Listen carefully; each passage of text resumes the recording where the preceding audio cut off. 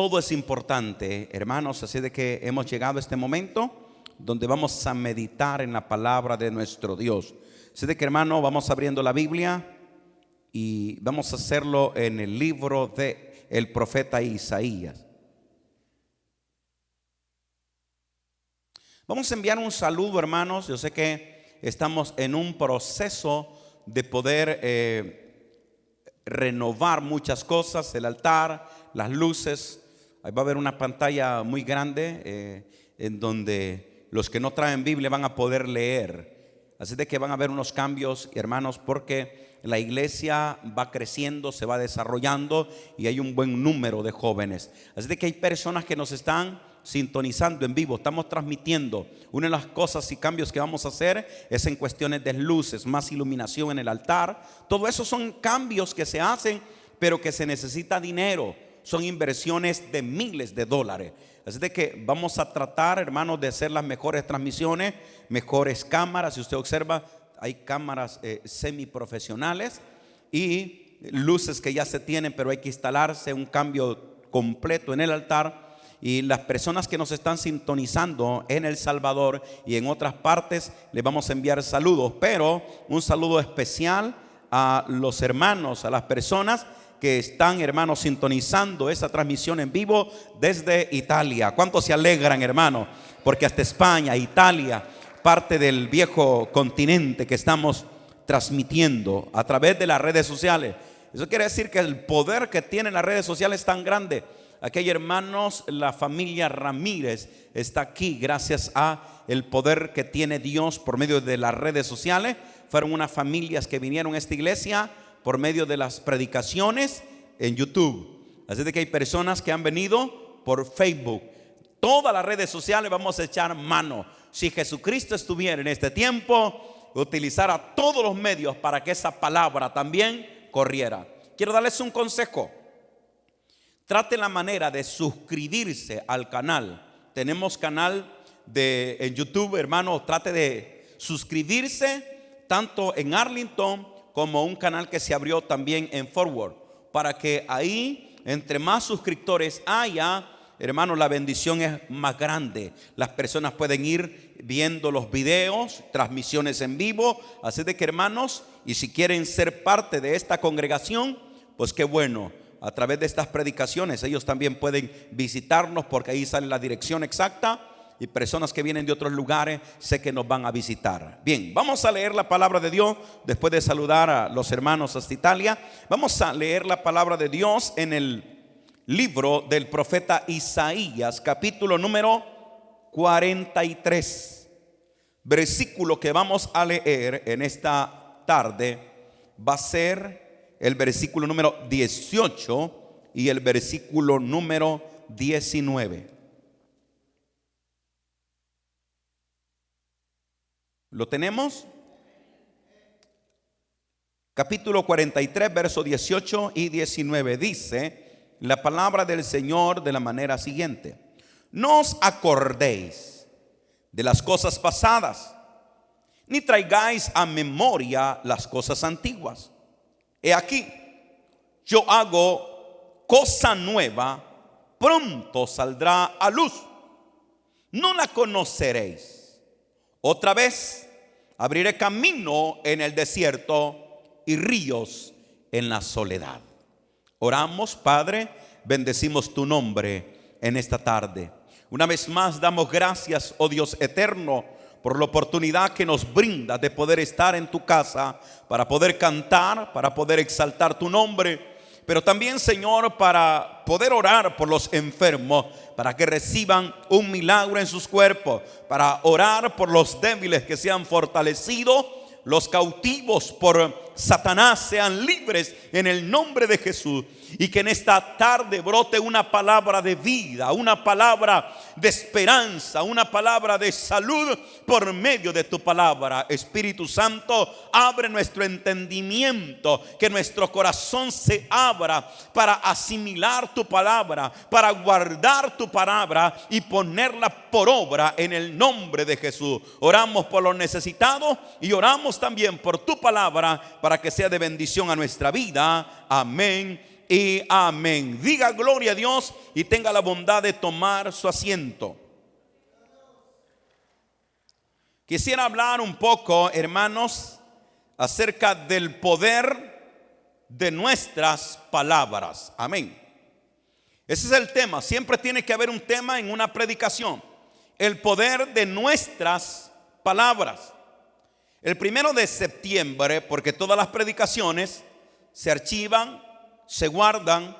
El 1 de septiembre del año 2019, que fue el domingo, hermanos, estuvimos hablando un poco acerca del poder de la confesión, de lo importante que es la confesión. Ahora retomo para que quede guardado como una serie de enseñanza este tema que es el poder de nuestra palabra. Si usted quiere unirlo al tema del 1 de septiembre del año 2019, que yo de hecho lo estuve observando, lo que es el sermón, tiene un poquito o tiene mucho paralelismo con el tema de ahora. Porque cuando hablo del poder de nuestras palabras, no me estoy refiriendo a la palabra de Dios, porque la palabra de Dios es viva y eficaz y más cortante que toda espada aguda. La palabra de Dios, hermanos, es no solamente efectiva, sino que es la palabra que debemos de guardar. Cuando me refiero al poder de nuestras palabras, es porque a diario Dios nos ha dado un hermoso idioma. Bueno, unos hablan 1, 2, 3 idiomas, pero muchos tienen o guardamos el idioma materno.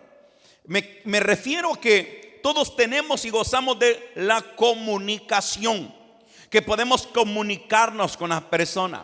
No puedo decir con exactitud cuántas palabras nosotros hablamos por día. No sabemos cuántas palabras hablamos por hora, por minuto. De hecho, yo estoy tratando la manera de pausar un poco más las predicaciones para que sean más entendibles. Ahora bien, como no sabemos cuántas palabras nosotros vertimos por día en el tiempo que estamos despiertos, porque hay personas que hasta dormidos continúan hablando, o sea, hablan todo el día y siguen hablando por la noche. ¿Es usted alguno de ellos? Entonces hay personas que lo que hacen es inclinar el oído, porque ahí es donde aprovechan para que el hijo, el esposo o la esposa pueda seguir hablando, ya que en el día tal vez no le alcanzó para recitar tanta palabra. Entonces, pero hay una gran diferencia en la palabra. Escuche muy bien esto, porque posiblemente no lo repitamos. Hay una gran diferencia en la palabra declarar que la palabra decretar. Para que usted pueda entender, la palabra declarar no es mala, porque la palabra declarar es como confesar, es decir. Entonces es muy diferente. De declarar es, hermano, decir una cosa relativa o un asunto reservado a otra persona. Eso es declarar. Es poder mencionar, decir un asunto reservado a otras personas. Ahora, ¿cuál es la diferencia entre declarar y decretar? Decretar, eso es o le corresponde a los reyes o a los presidentes. Por ejemplo, un decreto, hermanos, es una decisión tomada por una autoridad y que es publicada sin que medie un consenso, es decir, una decisión única,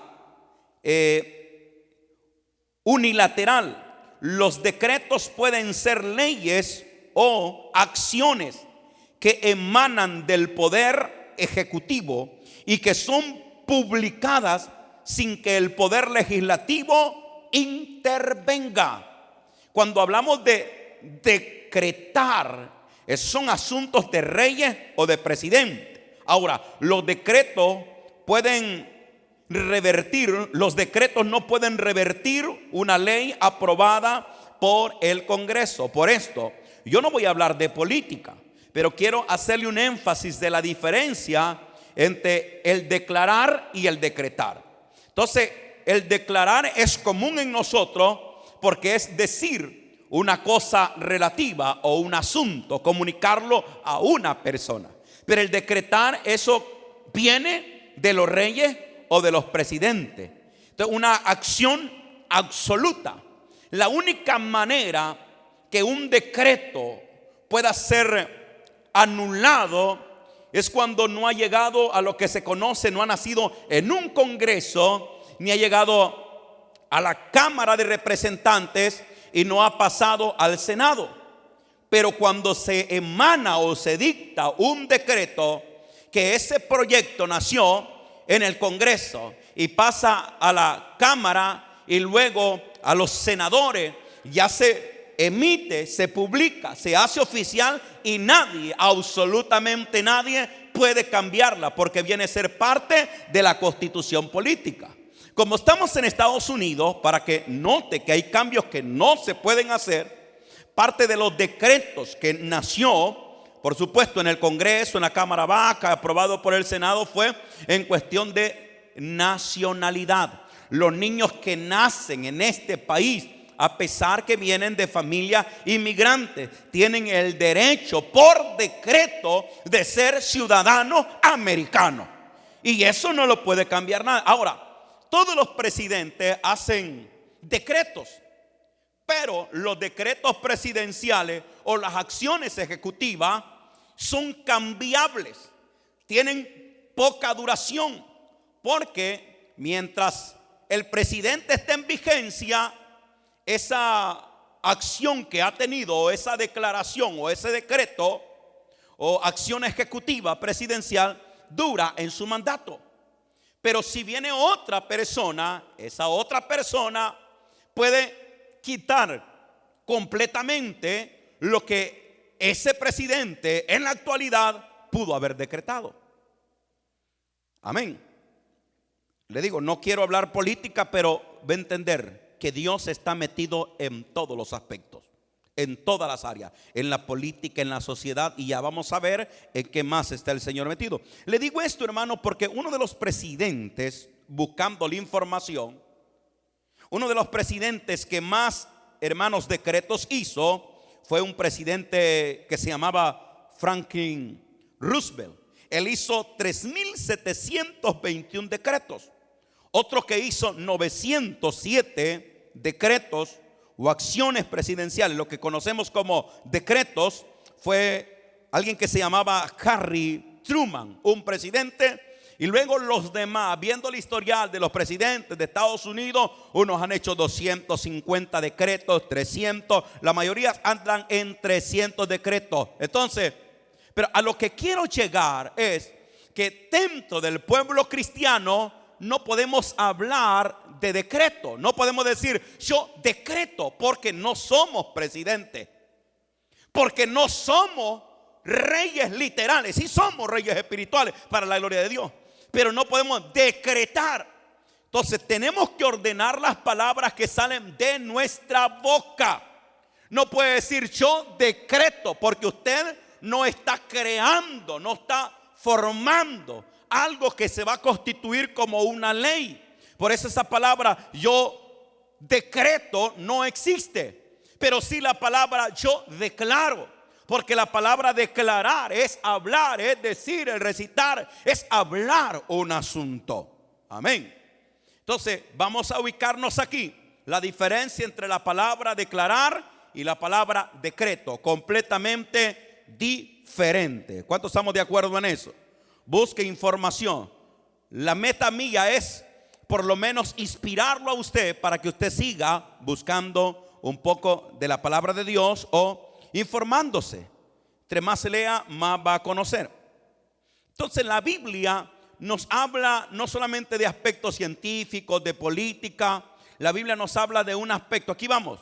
Alguien puede decir, nosotros somos apolíticos. Esa palabra está mal, porque Dios está en la política y parte como hijos de Dios o ciudadanos del país de Estados Unidos. Parte de la obediencia está escrita en Romanos 13:1, que Dios ha establecido leyes sobre la tierra. para que usted como ciudadano americano se sujete a esa ley. Y parte del derecho que usted tiene es ir a emitir un voto, no hacer política, no hacer propaganda, no decir yo voy a votar por este o por el otro. Pero como hijos de Dios estamos llamados en nuestro país, lo hicimos, y ahora en este país todos los ciudadanos americanos tienen ese derecho y tienen que hacerlo. Ahora, si usted dice yo no lo hago porque yo no me meto en política, pues yo quiero decirle que usted no lo hace porque usted no lee la Biblia. Y cuando lea la Biblia se va a dar cuenta que usted tiene que estar sujeto a Dios, no solamente a Dios, sino a las leyes terrenales. Amén. Desde que ciudadanos tienen que hacerlo. Pero la Biblia no solamente habla de eso, porque leyendo estos versículos nos damos cuenta de una gran verdad. Dice el Señor: no os acordéis de las cosas pasadas, ni traigáis a memoria las cosas antiguas. No hemos entrado en detalle. Entonces, cuando yo les digo el poder de nuestras palabras, repito, quiero decirles, hermanos, hubo en tiempos atrás, en los años 1920, 1930, la era del cristianismo, y hasta el día de ahora se habla mal acerca de la psicología. Se habla mal de la psicología porque se cree que la psicología son conceptos humanos que no tienen nada que ver con el cristianismo. Escuche muy bien esto. Entonces, en el siglo XVIII surge lo que se conoce como la psicología. Pero en el año 1940 y aún al principios de los años, casi terminando los años 1930, comenzando el año también 1940 a 1950, fue que trae una gran influencia lo que es la psicología.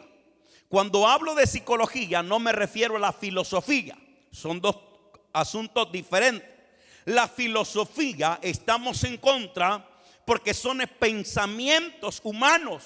Los grandes filósofos, Sócrates, Aristóteles o Platón.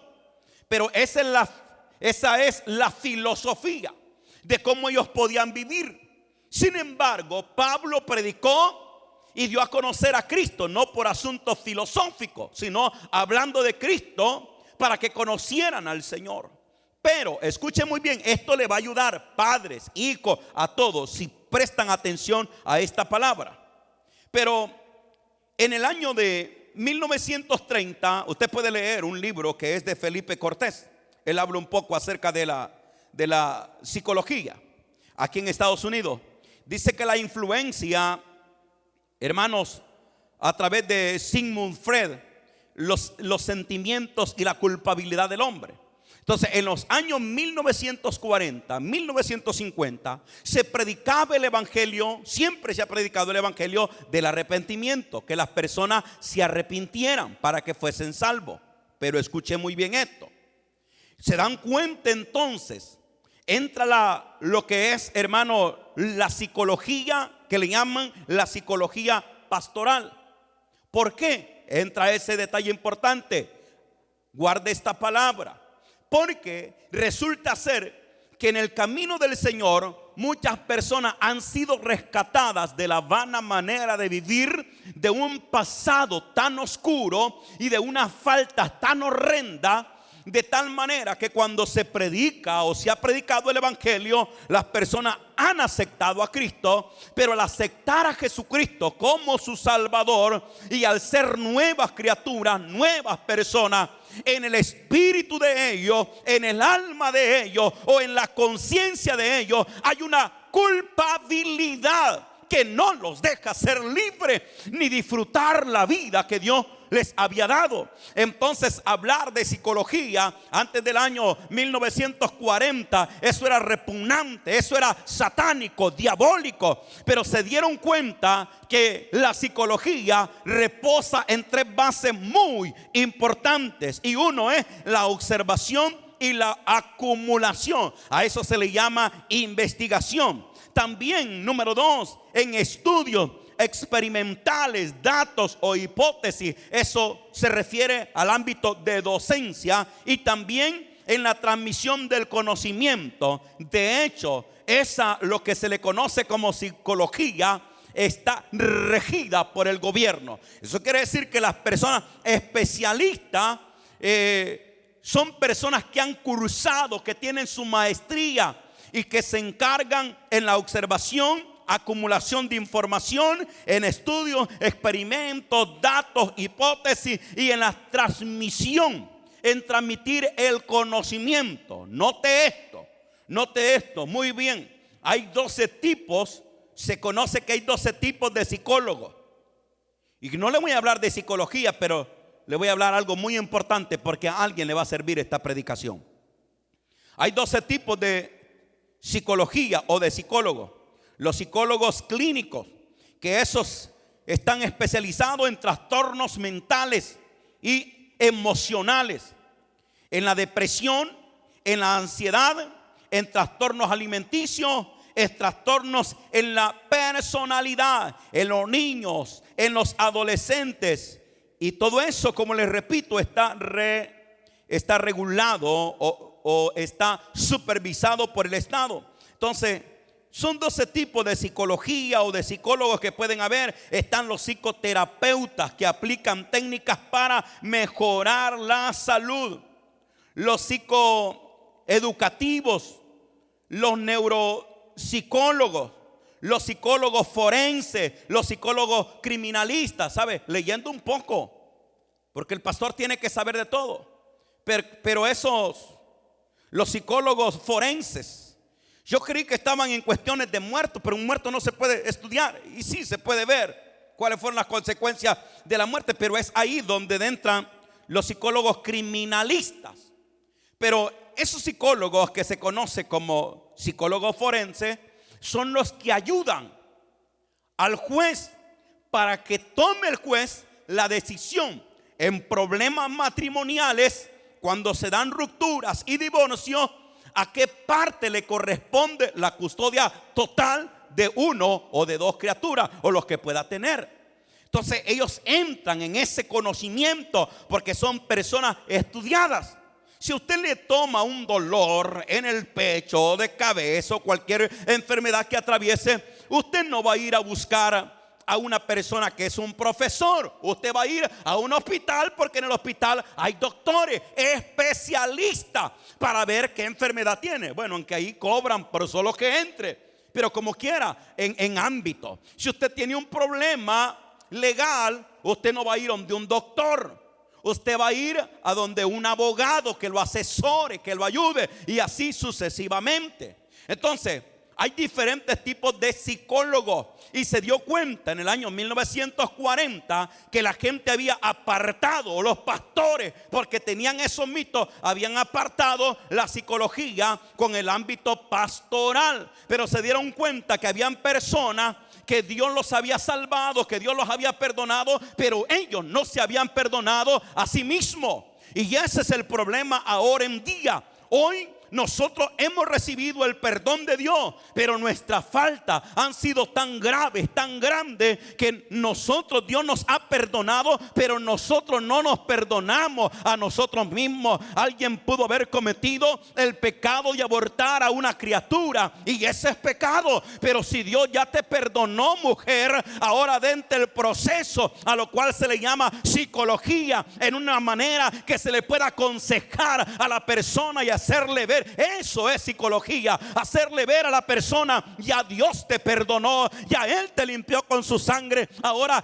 tienes que perdonarte a ti misma, porque si no te perdonas a ti misma, nunca vas a gozar de lo que es el fruto del Espíritu, gozo y paz. Por eso hay alguna persona que quizá dentro de la iglesia cometió un pecado de homicidio, asesinó a alguien, pero si Dios lo ha perdonado, ha recibido a Jesús Jesús como su único y suficiente Salvador personal, ahora tiene que aprender a perdonarse usted. Si usted no aprende a perdonarse, usted va a cargar una culpa sobre sí, que eso le impedirá el ser feliz. ¿Y qué es lo que va a suceder eso? Lo que va a suceder es que al haber una culpa en el espíritu, en el alma está ligada al cuerpo.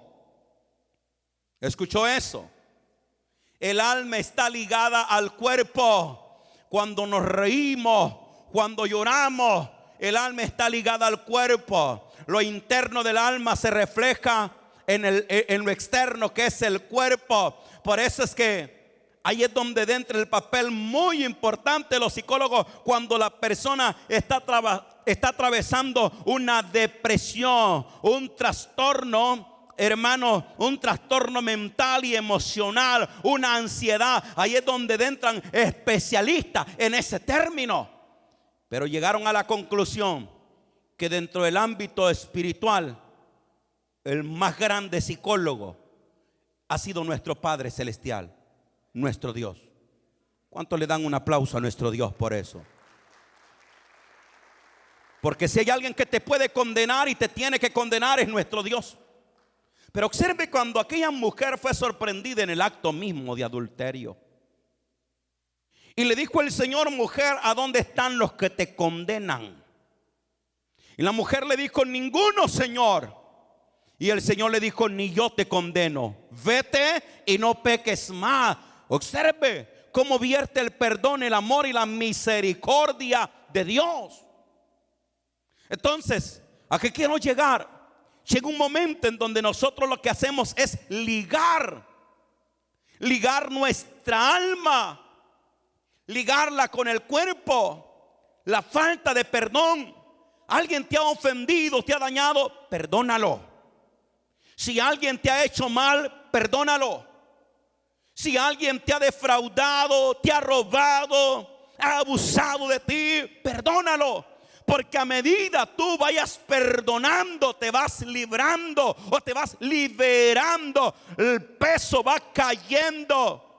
Y entonces tu alma va siendo desligada de resentimientos, de pecado, de culpa, a las cuales el Señor ya no se acuerda. Algo es maravilloso nuestro Dios, por eso no nos cansamos de exaltarlo. Observe, la Biblia nos habla de los más grandes héroes de la fe, y por eso está escrito en el capítulo 11 de Hebreos: hombres que hicieron hazaña, prodigio, hombres con fe como Abraham, hombres fuertes como Sansón, varones como David. Pero vayamos al principio bíblico y observémoslos a ellos, y al observarlos a ellos vamos a ver que la vida de ellos no fue de pureza, no fue de santidad, no fue una vida irreprensible, fue una vida llena de falta. Abraham cometiendo falta.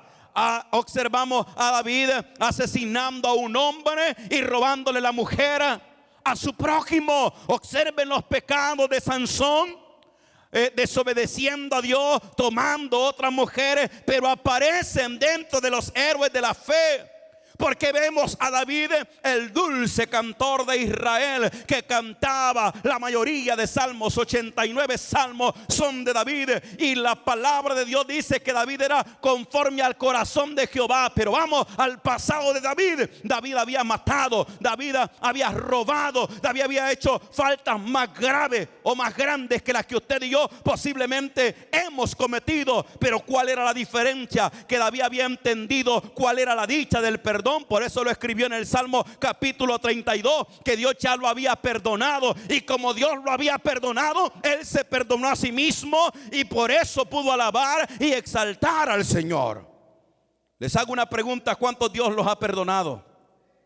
¿Sabe por qué usted no adora y alaba al Señor como tiene que ser? Y aquí está la palabra, y esta es la verdad absoluta, es una verdad absoluta, porque usted todavía no ha no ha medido la dimensión y el peso del perdón de Dios sobre su vida. Pero si usted se diera cuenta de lo que Dios le ha perdonado, todos los pecados que el Señor ha pasado por alto, todas las maldades y rebeliones que Dios ha perdonado, entonces los volveríamos nosotros en los más grandes adoradores. Por eso es que el Señor dijo esta palabra poniendo dos ejemplos. Un hombre debía 50 denarios, otro debía más, pero a ambos se les perdonó la deuda. Y hace la pregunta el Señor: ¿a quién de esto va a estar más agradecido o va a amar más? Y la respuesta fue: aquel a quien se le perdonó la deuda que era más grande. Bien, dijo el Señor, porque aquel a quien mucho se le perdona, ese mucho ama. Y si aquí vemos personas que Dios nos ha perdonado una multitud de pecados, una gran maldad, entonces tenemos que brotar en alegría, en agradecimiento, en gratitud,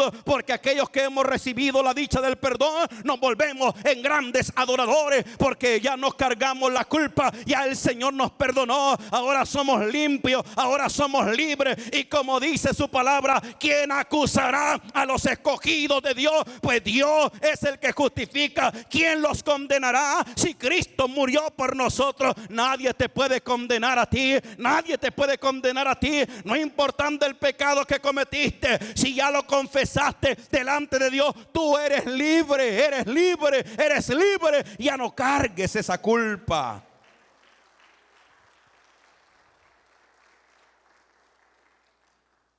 Pero lo que hacemos es que ligamos nuestro espíritu, nuestra alma con nuestro cuerpo. Y es donde estamos carentes de la bendición de Dios. Una persona que no perdone, esa persona está enferma.